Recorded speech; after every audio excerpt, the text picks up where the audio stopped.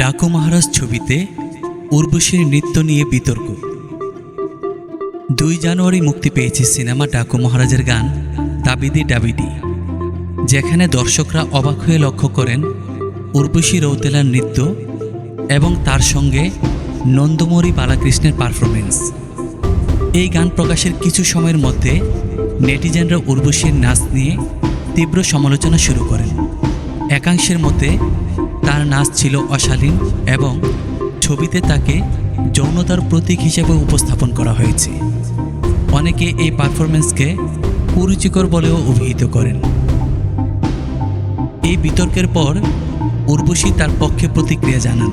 তিনি বলেন, যখন একটি ছবির জন্য আমি চুক্তিবদ্ধ হই তখন সব কিছু পরিচালকের উপর ছেড়ে দিই। চিত্রটি চিত্রনাট্যের ভিত্তিতে লেখা হয় এবং আমি খুব বেশি পরিচালকের কাজের মধ্যে নাক গলাই না।